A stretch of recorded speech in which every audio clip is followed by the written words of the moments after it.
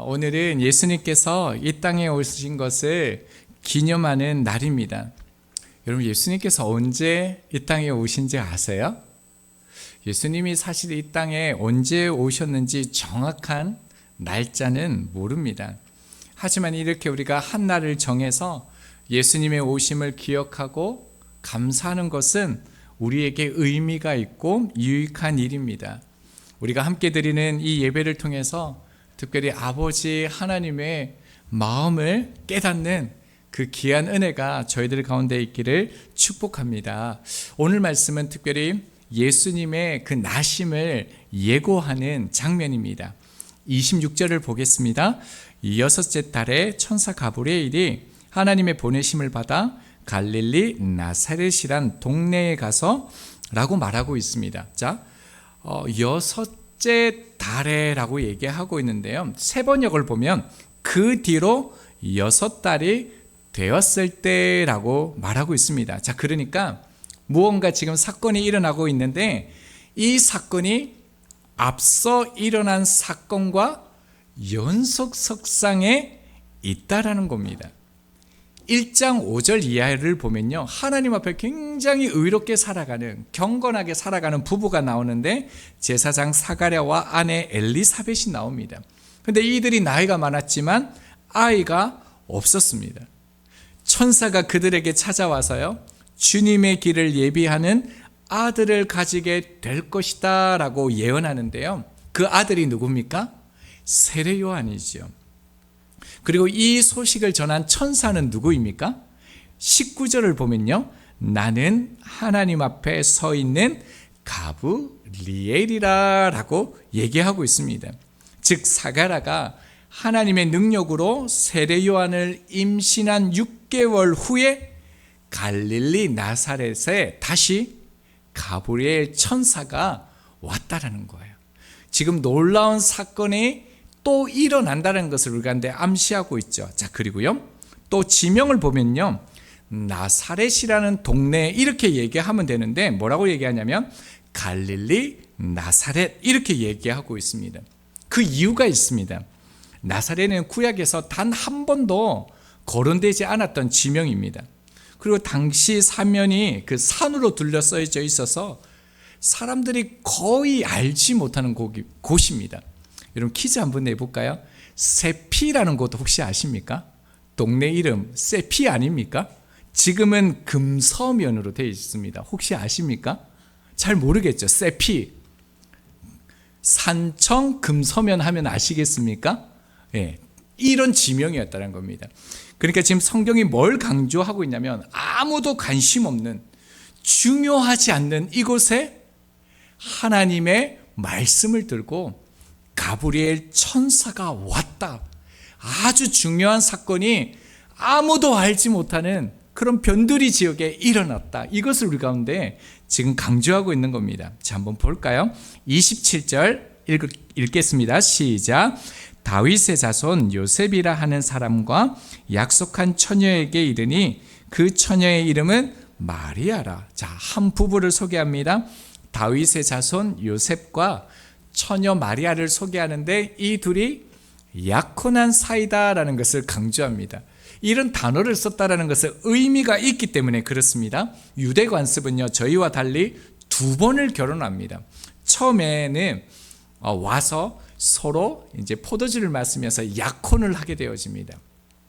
그리고 난 후에 남자는 아내와 살 집을 준비하게 되어지고 아내는 이제 신부로 준비하게 되어지는데 이 과정이 약 1년입니다. 그러나 약혼했을 때 법적 부부입니다. 자, 지금 마리아는요, 약혼한 처녀로서 믿음의 사람 요셉을 생각하면서 자신을 데리러 올 그날을 바라보면서 꿈 같은 시간, 너무너무 행복한 시간을 보내고 있었다라는 거예요. 자, 더 이상 마리아에게 바라는 게 있었을까요? 자, 그런데 28절은 우리에게 이렇게 말합니다. 그에게 들어가 이르되 은혜를 받은 자여 평안할지어다. 주께서 너와 함께 하시도다 하니. 자, 약혼했습니다. 마리아가 너무 행복한 시간을 가지고 있어요. 자, 근데 이때 세례 요한을 찾아갔던 가브리엘 천사가 이 마리아에게 찾아와서 첫 번째 한 말이 무엇입니까? 은혜를 받은 자여라고 얘기합니다. 여러분, 지금 마리아가 어떤 은혜를 받았습니까? 경건한 자손, 다윗의 자손 요셉을 만나서 결혼한 겁니까? 이제 평생 안전하게 살아갈 그 집을 마련한 거, 그걸 은혜라고 지금 말하고 있는 걸까요? 30절 하반절에도 보면요, 네가 하나님께 은혜를 입었다. 본문 속에서 두 번이나 이 은혜를 강조하면서 네가 하나님의 은혜를 받았다라고 말하고 있습니다. 천사가 마리아에게 전한 첫 번째 소식은요, 명령이 아닙니다. 그리고 요청도 아닙니다. 무엇이죠? 은혜를 받은 자여. 무슨 의미가 있을까요? 자, 먼저 이 의미는요, 마리아를 한 사람으로 대하고 있다라는 겁니다. 결코 마리아를 신적 존재로 대하고 있는 것이 아니다라는 것을 먼저 알아야 됩니다. 우리 1장 47절과 48절을 봅니다. 내 마음이 하나님 내 구주를 기뻐하였음은 그의 여종의 비참함을 돌보셨습니다. 지금 마리아가 뭐라고 얘기하냐면요, 비천한 여종이라고 고백합니다. 그러니까 이 말은요, 주 예수 그리스도를 통하여 자신도 구원을 얻어야 하는 죄인이라는 겁니다. 올해 11월인가요? 교황청에서 마리아는 공동 구세주가 아니다라는 것을 발표했습니다. 참 다행이죠. 예수님이 유일한 구세주임을 공식적으로 발표했습니다. 그러니까 마리아가 신적 존재가 아니다라는 거예요. 우리와 똑같이 예수님을 통해서 은혜를 받은 자, 그게 누구라고요? 마리아라는 것을 말하고 있다는 겁니다. 자, 그리고 또 하나, 은혜를 받은 자라는 이 말 속에는요, 또 다른 의미가 있는데, 이 은혜라는 단어를 알아야 됩니다. 본문에서 사용하는 이 은혜라는 이 단어는요, 에베소서 1장 6절과 함께 단 두 곳에서만 사용되어지는 단어입니다. 에베소서 1장 6절입니다. 이는 그가 사랑하시는 자 안에서 우리에게 거저 주시는 바 그의 은혜의 영광을 찬송하게 하려는 것이니라 라고 말합니다. 자, 여기에서 은혜가 나오는데요, 똑같은 본문의 단어인데 값없이 거저 주어지는 것, 이것을 은혜다라고 말합니다. 자, 그러니까 마리아에게 찾아와서 은혜를 받은 자여라고 말하는 의미는 뭐냐면, 하나님의 그 부르심의 과정에서 마리아가 기여한 것은 아무것도 없다라는 거예요. 하나님의 은혜가 지금 너에게 찾아왔다, 이것을 말합니다. 로마서 9장 11절입니다. 그 자식들이 아직 나지도 아니하고 야곱과 에서를 말하는 겁니다. 무슨 선이나 악을 행하지 아니한 때에 택하심을 따라 되는 하나님의 뜻이 행위로 말미암지 않고 오직 부르시는 이로 말미암아 서게 하려 하사. 자, 그러니까 야곱과 에서 중에서 하나님이 야곱을 선택하는 것은 태어나기도 전에 그들의 어떤 선이나 악으로 선택했다라는 게 아니라는 거예요. 인간의 어떤 행위로 선택했다라는 것이 아니라는 거예요. 전적으로 무엇입니까? 하나님의 은혜라는 겁니다. 지금 아무도 알지 못하는, 아무도 찾지 않는 마리아에게 하나님께서 찾아오신 것은요, 하나님의 주권적인 은혜다라는 겁니다. 지금 하나님의 이 놀라운 은혜가 한 사람에게 비춰지고 있다, 이것을 우리 가운데 보여주시는 것이죠. 자, 그렇다면 무슨 은혜가 찾아온 것입니까? 한번 볼까요? 28절 하반절입니다. 주께서 너와 함께 계시도다. 사실 이거는 우리에게 크게 와닿지는 않지 않습니까? 너무 충격스럽고 너무 놀라고 그렇지는 않지 않습니까? 그런데 마리아에게는 그렇습니다. 마리아가요, 지금 하나님께 선택을 받았다라는 거예요. 이 은혜를 받았다라는 거예요. 그래서 마리아의 인생은요, 여기서부터 시작합니다. 바로 하나님의 선택으로 붙어져요. 특별한 것 없이 일상을 살고 있는 마리아를 통해서요, 인류 구원의 역사를 이루시기로 결정하신 것입니다. 이것이 뭐라고요? 하나님의 은혜라는 겁니다. 이 은혜의 인식이 저희도 필요합니다. 여러분, 우리 역시 은혜를 받은 자입니다. 여기서 은혜를 받은 자, 이 표현이요, 완료 분사형이라는 단어로 되어져 있습니다. 이건 뭐냐면 과거에 시작된 사건이 현재까지 계속 지속되고 있음을 나타내는 단어라는 겁니다. 그러니까 한때 은혜를 받은 사람이 아니라 그때 받은 그 은혜가 지금도 계속되어지고 있다라는 거예요. 창세전에 하나님께서 우리를 선택하셨는데요. 근데 우리들의 모습은 어떻습니까? 하나님을 알기 전에 넘어지고 흔들리고 죄짓고 악한 나를요, 하나님께서 은혜 없다 하지 아니하시고 은혜를 거두어 가지 아니하시고 어떻게 해요? 지금도 계속되어지고 있다라는 거예요. 그 하나님의 은혜가 우리 안에 있다라는 것이죠. 여러분, 이 사실이 믿어지십니까? 그 전능하신 하나님이 창세전에요, 우리의 행위와 상관없이 우리를 찾아오셔서 우리를 선택하신 것이 여러분 믿어지십니까?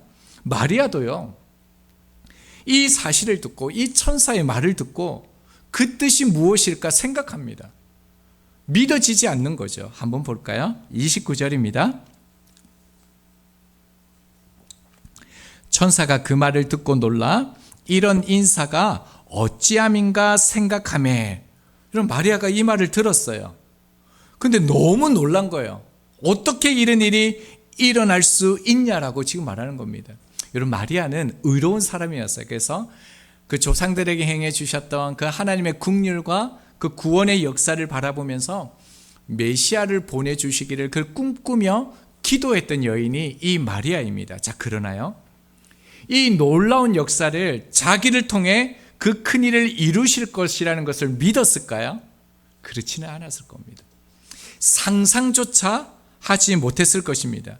그런 마리아에게 하나님께서 말씀하신 것이죠. 마리아가 이게 믿어지겠습니까? 믿어지지가 않는 거예요. 너무 놀라는 거예요.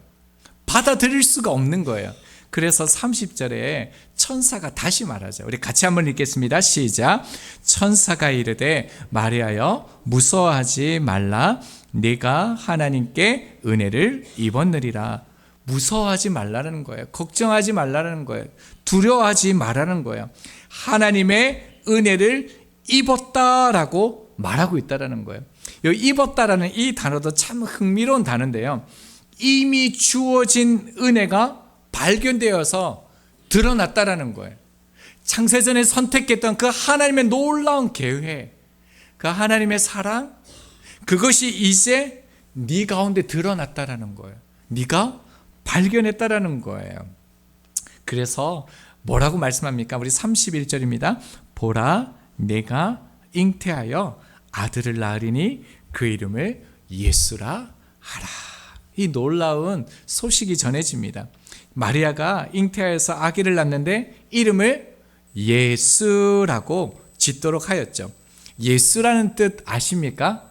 구원자, 이런 뜻을 가지고 있는데요, 마태복음 1장 21절입니다. 아들을 낳으리니 이름을 예수로 하라. 이는 그가 자기 백성을 그들의 죄에서 구원할 자임이시니라 하니라 라고 말씀하고 있습니다. 자, 그런데요, 당시 히브리권 문화 속에서는 자식의 그 이름을요, 아버지만 지을 수 있는 특권이 있습니다. 그러면 예수님의 이름을 누가 지어야 됩니까? 요셉이 지어야죠. 자, 그런데 하나님께서 천사를 통해 미리 지어주셨습니다. 31절 하반절을 보면요, 그 이름을 예수라 뭐라고요? 하라. 명령으로 되어져 있습니다. 요셉의 이름을 짓지를 못했어요. 자, 그러면 하나님께서 직접 이름을 지으셨다는 것은 무슨 의미가 되어집니까?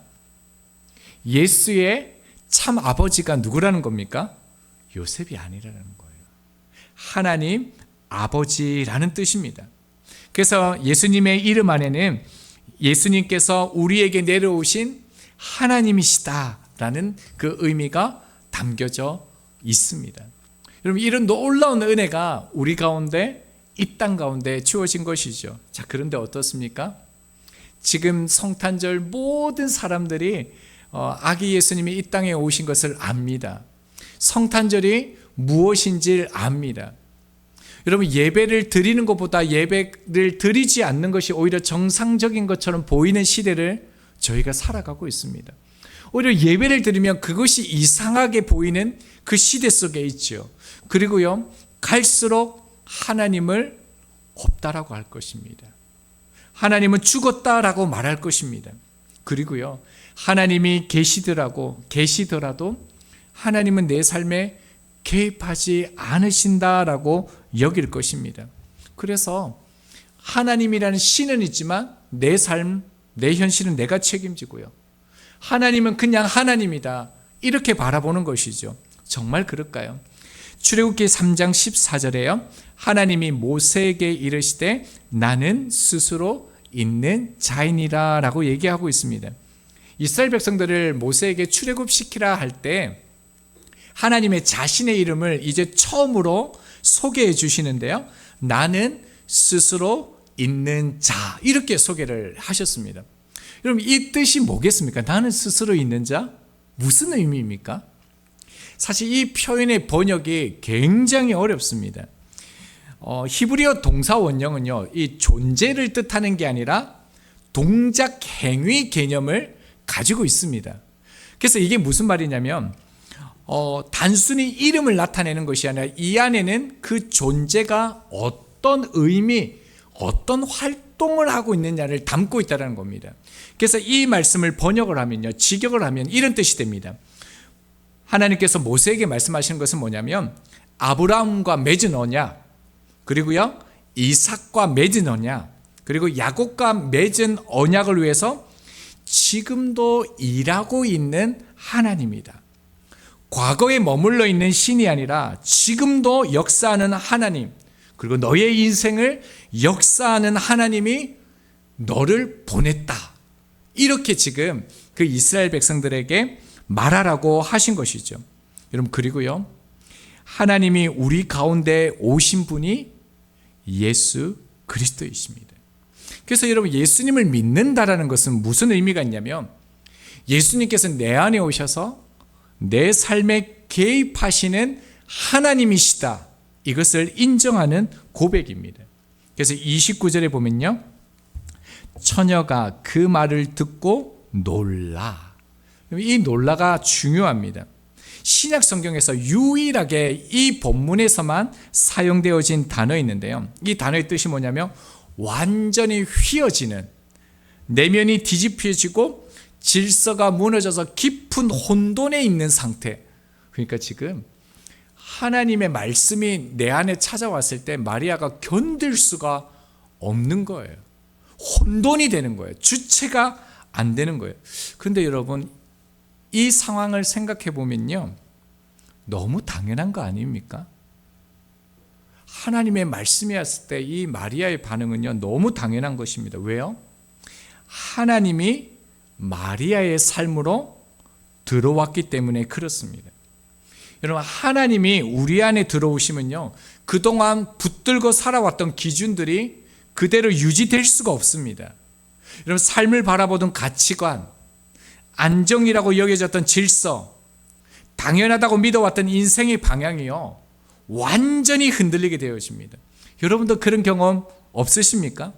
하나님의 말씀을 받고 예수님을 영접하고 난 뒤에 이전과 똑같이 살아갈 수 없는 그런 내적 갈등이 있으셨잖아요. 먹는 거, 입는 거, 사는 방식, 이게 혼돈이 오는 겁니다.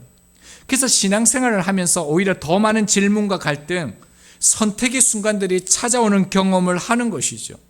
지금 말씀을 받은 마리아도 똑같습니다. 자기 삶에 말씀이 들어와서 자기의 삶을 이제 개입하는 겁니다. 하나님이. 지금 마리아는 지금 어떤 상태였다고 그랬죠? 약혼한 상태였습니다. 아직 처녀였습니다. 그런데 잉태하면 어떻게 됩니까? 당시 율법과 사회 질서를 보면요, 처녀의 임신은 단순한 개인의 문제가 아닙니다. 돌에 맞아 죽을 수 있는 사안이죠. 근데 그것보다도 더 현실적인 문제가 뭡니까? 처녀가 마리아가 지금 요셉과 약혼만 한 상태인데 자기가 아기를 배웠다라는 잉태했던 이 사실을 어떻게 설명할 수 있느냐는 겁니다. 어떤 말로도 어떤 논리로도 이해시킬 수 없는 상황이었죠. 그래서 성령으로 잉태되었다라는 말은 믿음의 어떤 요구의 고백이지 사회적으로 받아들일 수 있는 설명이 아니었습니다. 자, 여러분, 하나님의 말씀이 주어졌습니다. 은혜를 받았습니다. 그런데 이 말씀은요, 지극히 평범한 한 여인 마리아의 자기 삶의 전부를 거는 문제였다는 겁니다. 흔들리는 것이죠. 그래서요, 하나님의 말씀을 받는다라는 것, 은혜를 받았다는 소식은요, 마치 죽음과 같은 선언인 것이죠. 여러분, 그렇게 말씀 앞에 서보신 적 있으십니까? 말씀을 받는다는 것은 나를 온전히 죽인다라는 그 사도 바울의 고백과 같은 것이죠. 자, 그런데요, 마리아는 어떻게 합니까? 누가복음 1장 38절을 보면요, 마리아가 이르되 주의 여종이오니 말씀대로 이루어지다.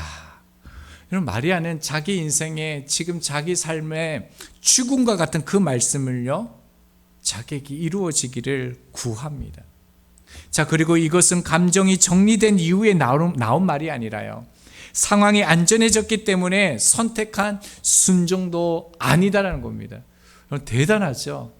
얼마나 놀랍습니까? 자, 그런데 말씀을 이렇게 준비하면서 여러분, 마리아만 이런 순종을 한 게 아니다라는 겁니다. 여러분, 종족 사회에서 어떻습니까? 고향과 친척 아비 집을 떠난 그 아브라함 어떻습니까? 사람들의 웃음과 조롱 속에서도 하나님의 그 말씀을 붙들고 100년 이상을 방주를 지었던 노아 어떻습니까? 광야에서 40년 동안 도망자로 살아가는 그에게 애굽으로 돌아가라는 그 천청병력과 같은 그 자기 보고 죽으라라는 그 말씀 앞에 그 말씀 붙들고 나아갔던 여러분 모세, 그리고 마침내 하나님의 뜻 앞에서 내 원대로 마옵시고 아버지의 뜻대로 하옵소서라고 고백하신 예수 그리스도. 여러분, 이런 순종은요, 대단한 사람, 어떤 한 사람에게 일어나는 순종이 아니라요, 성경 속에서 말씀을 받은 사람, 은혜를 받은 자들이 살아갔던 방식이라는 것을 성경은 똑같이 우리 가운데 보여주고 있다는 것입니다. 여러분, 30절 말씀 다시 봅니다. 천사가 이르되 마리아여 무서워하지 말라. 네가 하나님께 은혜를 입었느니라. 네가 하나님께 은혜를 입었느니라. 여러분, 이 말씀이 마리아에게만 주신 말씀일까요? 저희에게 동일하게 주어진 말씀으로 받으시길 바랍니다. 이제 말씀을 맺겠습니다. 저희들은 이 성탄절의 의미를 얼마만큼 깊이 이해하고 있을까요?